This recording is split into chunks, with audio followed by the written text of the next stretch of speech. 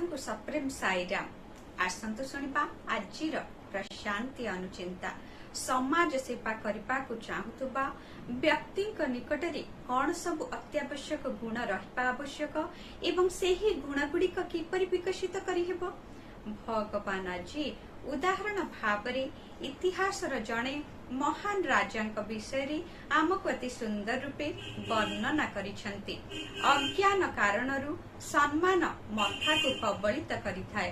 ଯଦି ସତ୍ୟ ବିଷୟରେ ଅବଗତ ହୋଇପାରିବ ତାହେଲେ ସମସ୍ତେ ଭର୍ତ୍ତୃହରିଙ୍କ ପରି ନମ୍ର ହୋଇଯିବେ।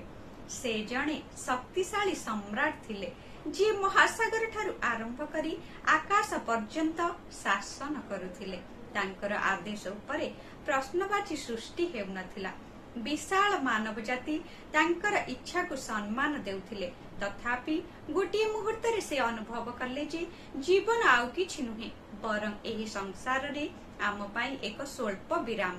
ସେ ନିଜର ସମ୍ପତ୍ତି ଏବଂ କ୍ଷମତା ତ୍ୟାଗ କରି ପଦବ୍ରଜ କରୁଥିବା ଜଣେ ସନ୍ନ୍ୟାସୀଙ୍କ ପରି ବସନ ଧାରଣ କଲେ। ତାଙ୍କର ଦେଶବାସୀ ସତ୍ୱାଧିକାରୀ ରାଜକୁମାର ମାନେ ପ୍ରକୃତରେ କାନ୍ଦିବାରେ ଲଗିଲେ, କାରଣ ସେମାନେ ତାଙ୍କୁ ଭଲ ପାଉଥିଲେ ଏବଂ ଆଦର କରୁଥିଲେ।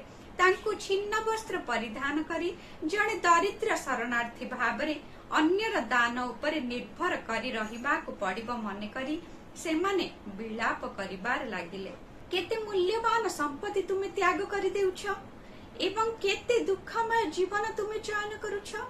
ସେମାନେ ପାଟି କରି ବିଳାପ କରିବାର ଦେଖି ଭର୍ତ୍ତୃହରି ଉତ୍ତର ଦେଲେ, ବନ୍ଧୁଗଣ, ମୁଁ ଏକ ମୂଲ୍ୟବାନ ନିଷ୍ପତ୍ତି ଗ୍ରହଣ କରିଛି।